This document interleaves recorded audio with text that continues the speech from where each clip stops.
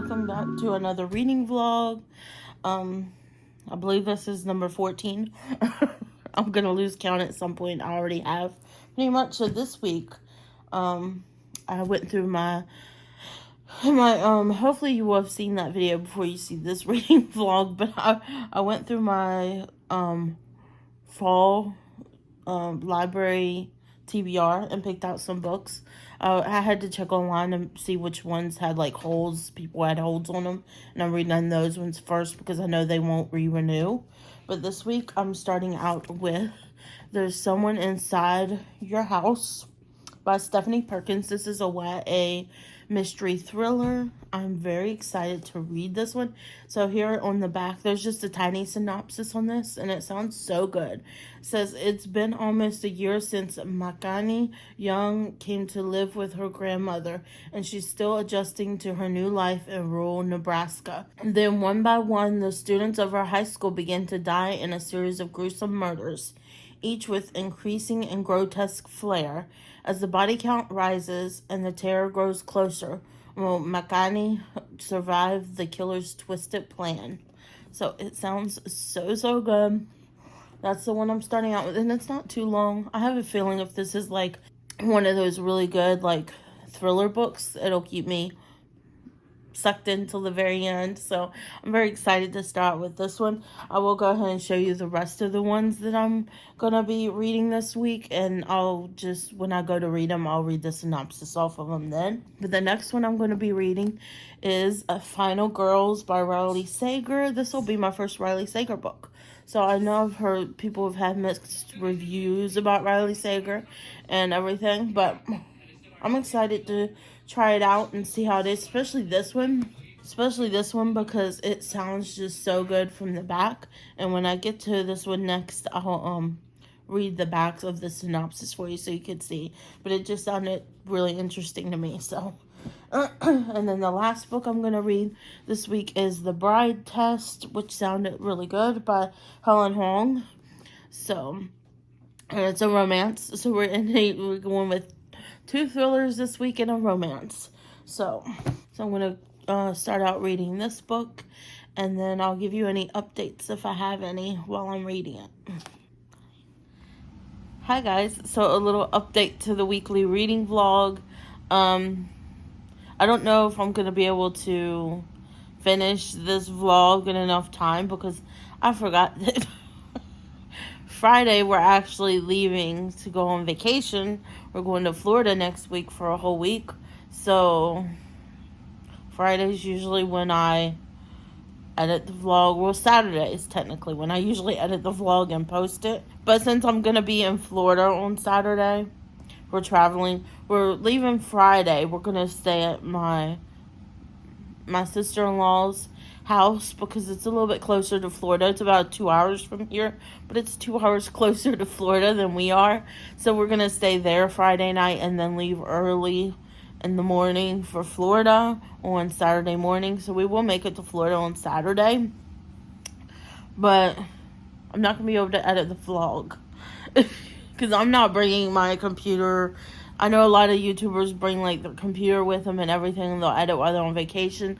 I literally cannot do that. But anyways, I came in here to update you, not just for that, but because I finished the first book that I was reading this week. There's Someone Inside Your House by Stephanie Perkins. And I still need to post my little review on Instagram, which this just reminded me of that. I have to make the cute little Instagram pic that I make for these book reviews. But yeah, There's Someone Inside Your House. 5 stars for me. I love this. This gives you all the nostalgic 90s slasher films. That's what it gave me, with just a little touch of romance in there too. I know some people, I read somewhere when I was like looking up the reviews of this book that a lot of people didn't like the book, that they said, why are they calling it a horror book when it's a romance? I mean, there is some romance in it, but literally there's people dying. All of her classmates are dying. And it's like a serial slasher murderer kind of like Scream. It totally gave me YA Scream vibes, like a YA version of Scream. As it does talk about all the gruesome things that he does, the way he kills them. Um, like he's chopping people's ears off, he's cutting up their head for their brains to be out. Like it's that type of serial murderer. So it's basically about this girl named Makani Young. She got in a lot. She lived in Hawaii. Long story short, she got in a lot of trouble, and she got in trouble getting hazed for the swim team, senior swim team, and her parents end up sending her to rural Nebraska to live with her grandmother for punishment, I guess.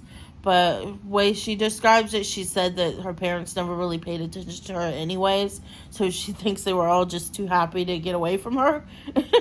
But then she sees this boy at school that grabs her attention. His name is Ollie, and it's basically about Makani and Ollie. And Ollie, he lives with his brother, who's a cop. He's a police officer, and their parents died years ago, and I think it was a car accident.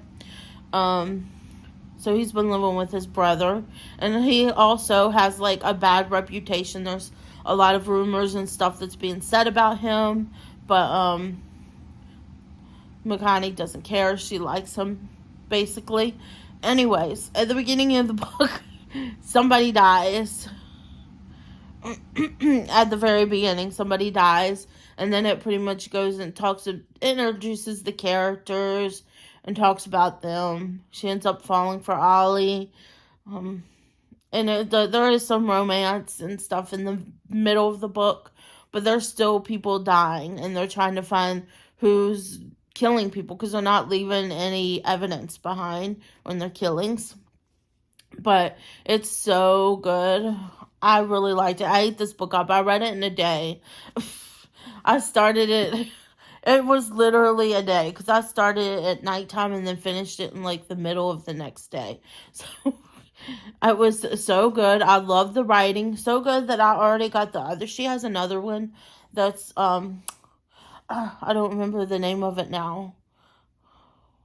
Something about woods, but it has like the same type of cover, but I already put that one on hold in my library because I want to read that one too, because this one was just that good. So I give it 5 stars. I don't care what people say. I do think it's a YA horror thriller with a little bit of romance in the middle, but I definitely think it's like a YA Scream to me, because I was literally, that's all I was thinking about when I was reading this book was Scream. Just because the person uses a knife, and they're always wearing a hoodie with their hood up.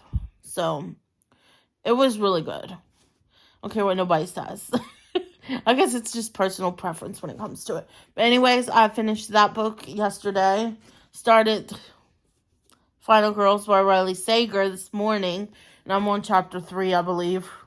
I didn't read any more yesterday. Yeah, I'm on chapter 3. I didn't read any more yesterday, so I didn't start this yesterday, but this one seems pretty good already. I'm really liking it. It's a pretty fast-paced, short chapter read.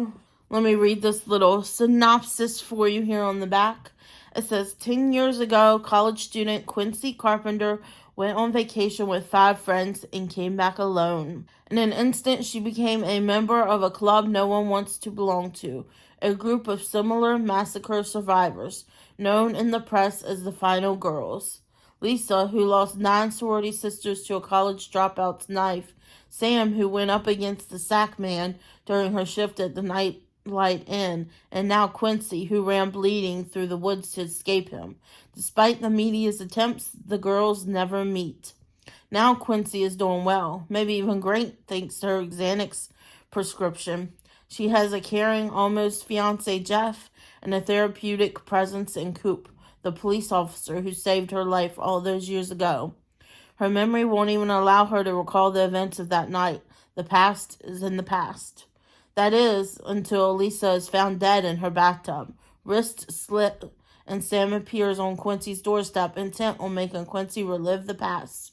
And when new details about Lisa's death come to light, Quincy's life becomes a race against time as she tries to unravel Sam's truths from her lies. And remember what really happened at Pine Cottage before what was started 10 years ago is finished. So that just sounds so good. I don't care. And it's been so good so far. I don't really have much to tell you about it. It's been 3 chapters in, except for she's already met with the police officer.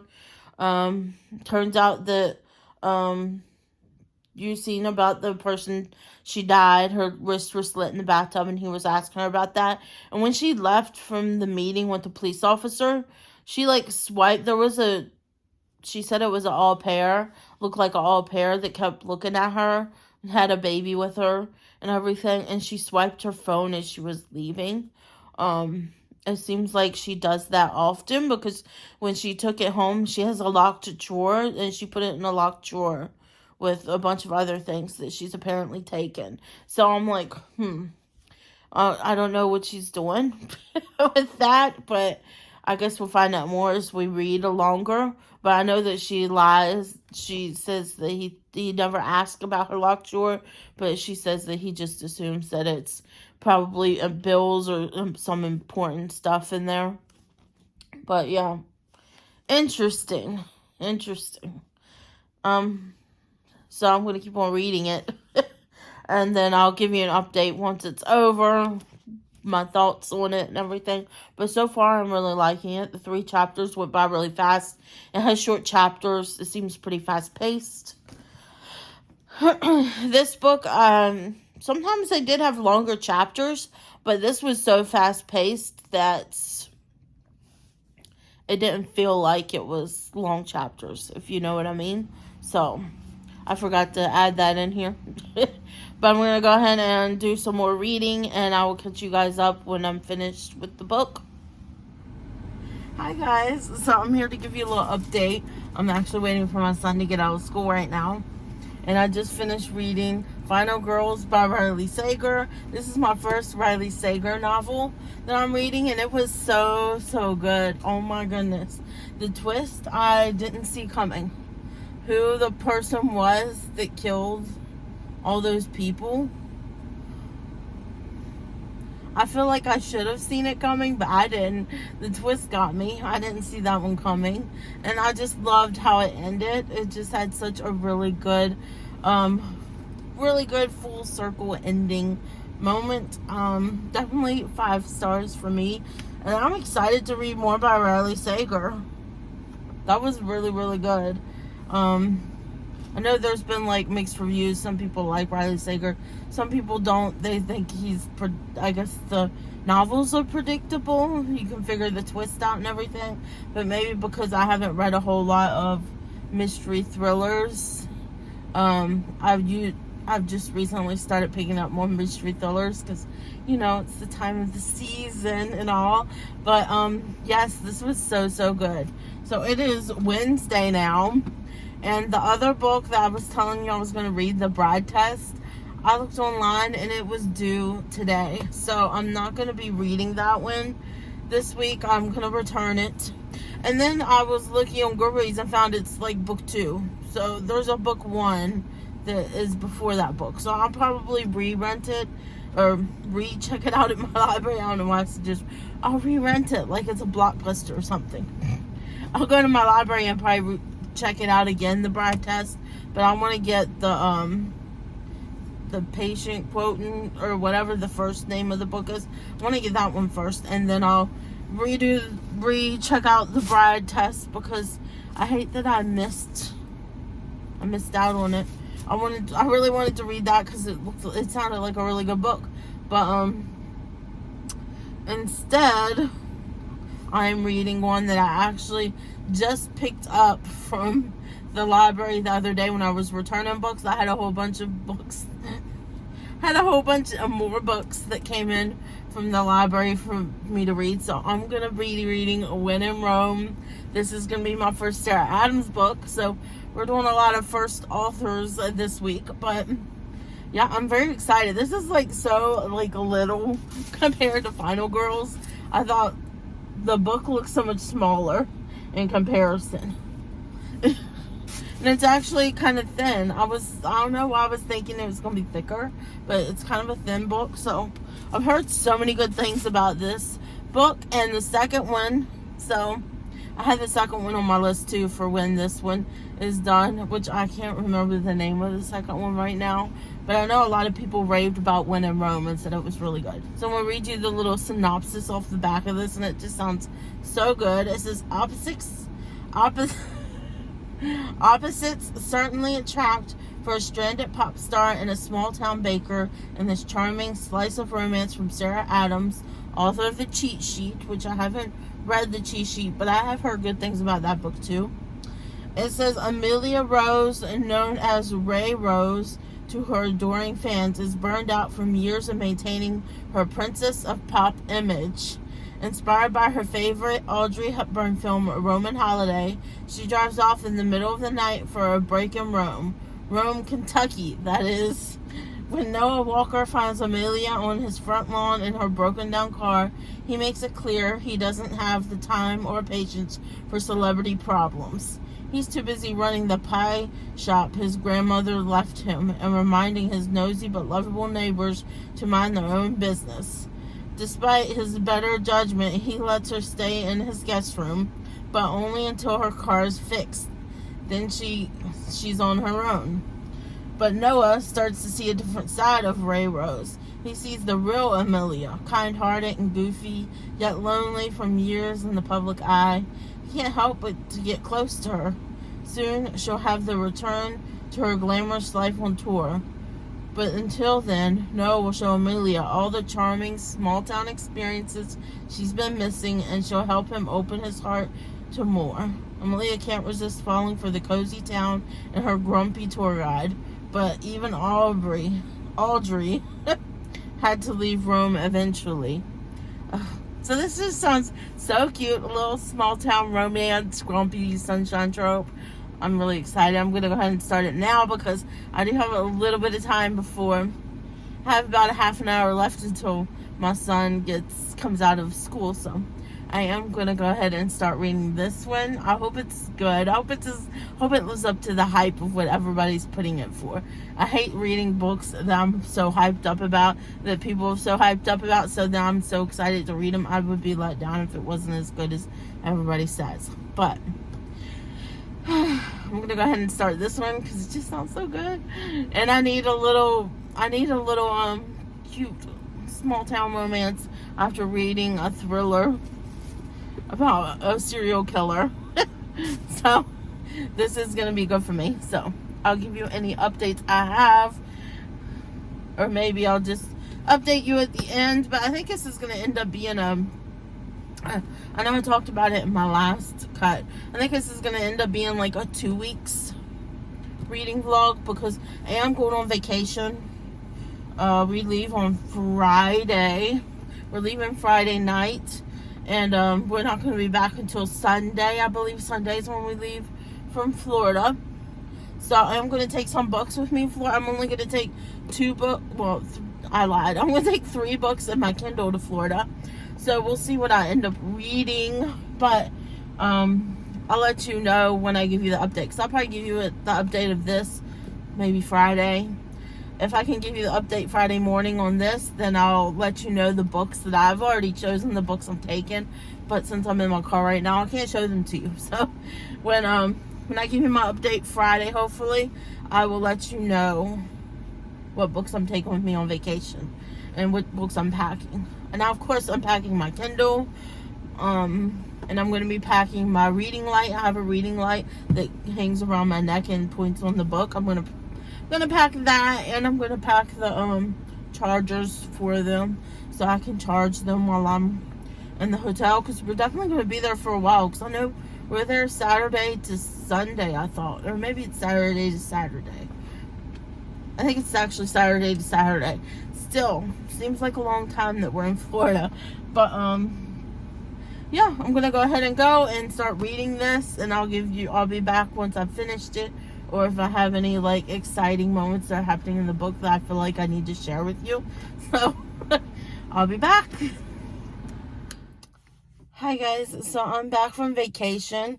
I didn't really do any updates on my reading vlog while I was on vacation. And I'm actually sitting in front of the library right now, getting ready to return the books that I've read on vacation. And I remembered that I haven't updated y'all, so I thought I would go ahead and do a little update before I return these books. Because one of them is way overdue.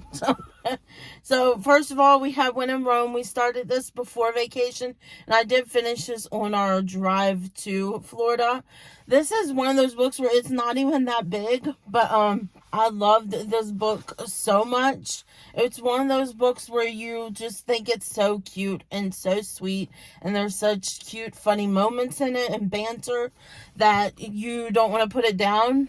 But at the same time, you don't want to read it too fast because you love it that much. So it was one of those books where I intentionally didn't read it that fast because I was really enjoying it that much and I never wanted it to end. So When in Rome is definitely 5 stars, and I can't wait to read the second one, which is, I forget what the name of it is, but it's on my TBR too.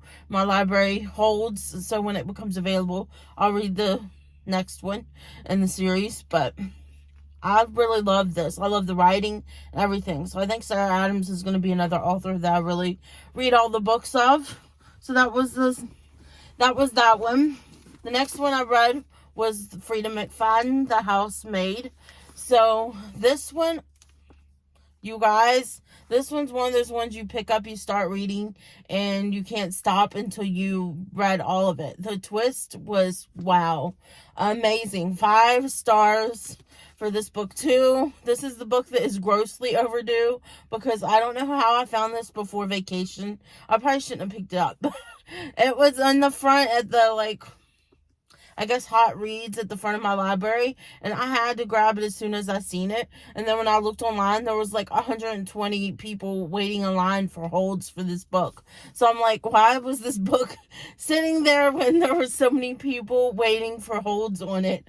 But so technically I only had 7 days with this book, and it was due while I was on vacation, and I haven't returned it yet. So I'm returning it now. But if y'all haven't read this book, like, all the hype is true. This thing is so freaking good. I ate this book up. Good. Loved it. 5 stars. The next one I ended up reading was Hocus Pocus and the all-new sequel. Now, this one I really, really enjoyed. They kind of, like, there's like 2 different parts. One's the Hocus Pocus story, which just reminds me of the movie. You're reading the movie in book form, but they changed it and they add like a 4th Sanderson sister at the end of it, Elizabeth Sanderson. So somebody's calling me. So I'll call them back. So they add a 4th Sanderson sister at the end of the Hocus Pocus, and then you go to the second part, which is the all-new sequel, which takes place 25 years later when Max and Allison is married and they have their own 17-year-old daughter, Poppy. And pretty much she has a new friend at school who starts hanging out with them, and she's been hanging out with them for like a year. Turns out that new friend is the descendant of Elizabeth Sanderson, which is part of the Hocus Pocus. Apparently, Elizabeth Sanderson was like one of their sisters, but she was like a good witch instead of an evil witch like they were.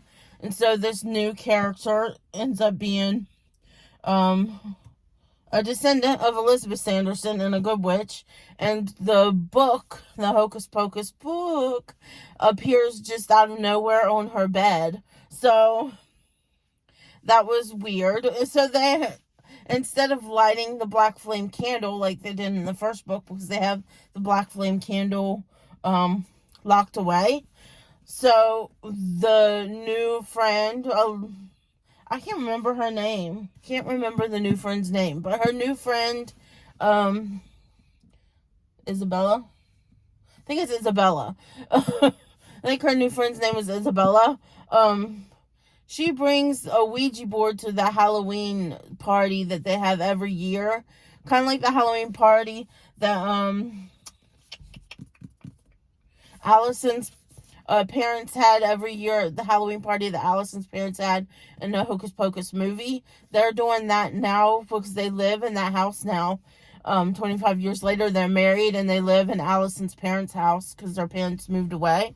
So they do the Halloween party. Her new friend Isabella comes with some of her other friends, and she brings a Ouija board and wants to sneak over to the Sanderson sisters' house and try to summon the spirits of the sisters. Well, it turns out instead of summoning the spirits of the sisters, the book speaks to them through the Ouija board, and it feeds them a spell that Poppy reads that pretty much switches souls. So it switches her parents and her Aunt Danny's soul. So Max, Allison, and Danny with the witches in hell. So they're in hell and the witches are back. So they only have 24 hours, I think, to find this blood moonstone and break it to break the spell, or else it'll be permanent. The witches will be back and their parents will be in hell permanently. So it was a good book.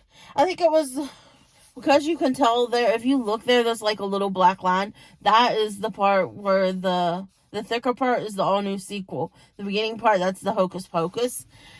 I did like it. I'd probably give it 3 stars because it did take me a little bit to get through. It is a bigger, thicker book. It's almost 500 pages, I believe. And I thought it was a really cute story. And I do really think this all new sequel should have been what they did with the Hocus Pocus 2. But they didn't. They missed the opportunity. I do feel like Hocus Pocus 2 should have been Max and Alice married years later and their kids bringing the witches back. So I'd really love that they did that with this sequel in the book. But yeah, I give it 3 stars. I really liked it. I thought it was a cute story, but it's not anything that I continue to think about outside of reading the book. And it was a pretty quick, easy read because like the writing's pretty big in there, everything. So I really enjoyed it. It was a cute, spooky read for Halloween and everything. So, yep, that is everything that I read on vacation. I don't know when I'm gonna post this vlog, but that is definitely gonna be the end of this vlog. The next vlog I'm starting is gonna be a week of mysteries. I haven't started it yet. Maybe I'll start it tomorrow. But yeah. I'm going to go ahead and go. I need to return these books to the library and then go pick up my son from school. And yeah, I hope you guys enjoyed this video. If you liked it, please give me a thumbs up down below. And if you're not yet subscribed, I would greatly appreciate it if you consider subscribing to my channel. And next to the subscribe button is the bell. You can ring that to be notified of all my future uploads.